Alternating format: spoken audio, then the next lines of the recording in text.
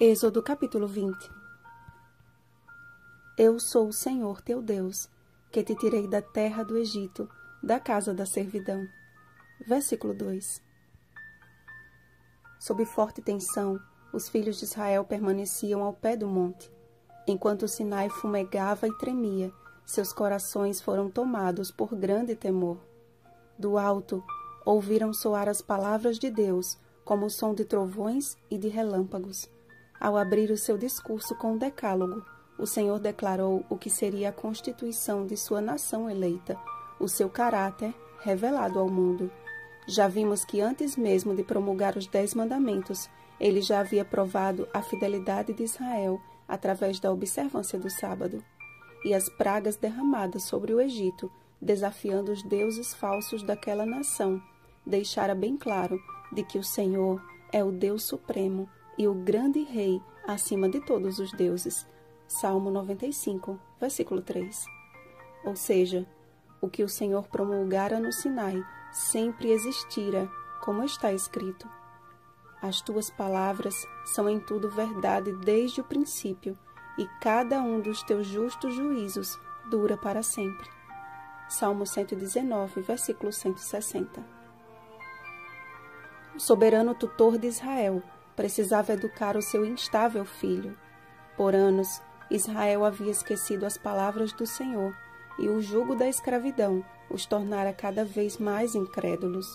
Unindo-se à idolatria do Egito, apegaram-se aos seus costumes pagãos, e não fosse a sua condição de cativos, certamente escolheriam permanecer naquela terra. A hostilidade de Faraó e a pesada mão de seus algozes fizeram com que o povo se aproximasse de Deus e desse ouvidos às suas palavras. No cenário do Sinai, Deus escreveu a carta de alforria de Israel, e a lei que haviam esquecido foi introduzida pelo Deus que os libertou. A lei da liberdade, Tiago capítulo 2, versículo 12, inaugurou o surgimento do Estado de Israel, símbolo eterno da aliança do Senhor com os salvos de todos os tempos. Quão profunda e intensa é a revelação do caráter de Deus nestes 10 preceitos. Em cada um deles há um princípio ativo que governa o universo e que ainda nos mantém com vida neste mundo de pecado. Analisemos. Primeiro mandamento: não terás outros deuses diante de mim. O Senhor é o único Deus verdadeiro, portanto, é Ele que rege e que sustenta o universo. Segundo mandamento: não farás para ti imagem de escultura. A verdadeira adoração consiste em depositarmos a nossa fé somente em Deus. Nenhum objeto ou ser vivente pode substituir o lugar que só a Ele pertence.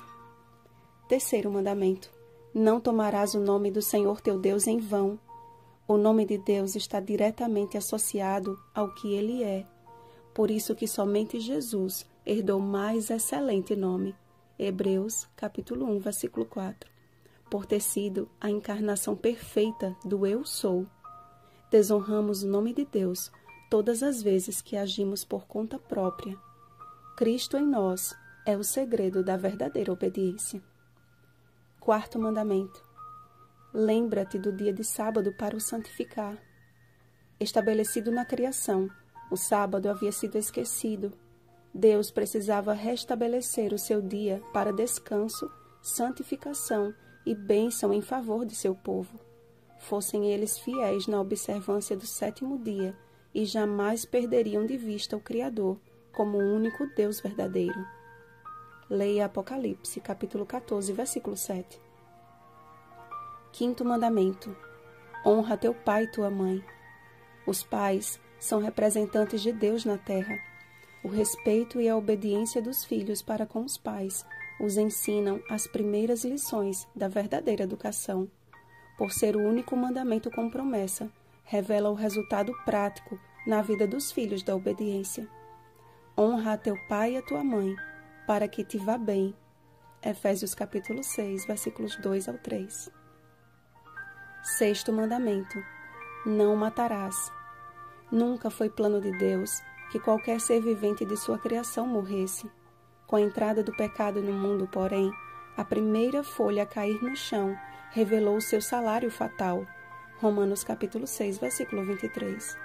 Este mandamento nos lembra de que Deus é o doador da vida e que em breve Ele destruirá o último inimigo, a morte.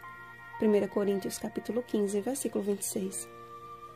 Sétimo mandamento: não adulterarás.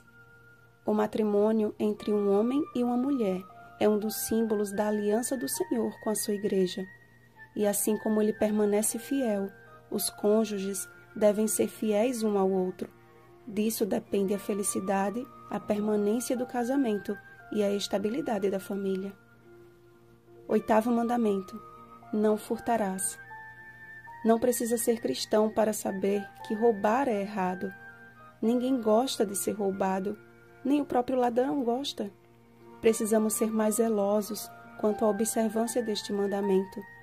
Ele pode ser mais amplo do que imaginamos. Leia Malaquias capítulo 3, versículo 10. Nono mandamento: não dirás falso testemunho contra o teu próximo. Deus nos criou para o relacionamento com Ele e uns com os outros. E todo aquele que deseja entrar na cidade de Deus pelas portas precisa aprender a viver em comunidade aqui.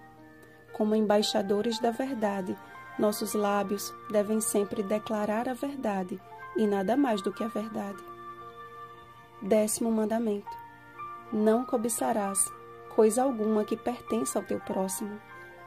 Quando o anjo de luz resolveu quebrar o 10º mandamento com o desejo de quebrar o primeiro, sua rebelião iniciou o grande conflito que se estende até nós hoje. A cobiça é uma ferida aberta que corrói todo o corpo à medida que avança em seus propósitos egoístas. Um filho do reino só está protegido deste mal se estiver disposto a aprender como o apóstolo Paulo.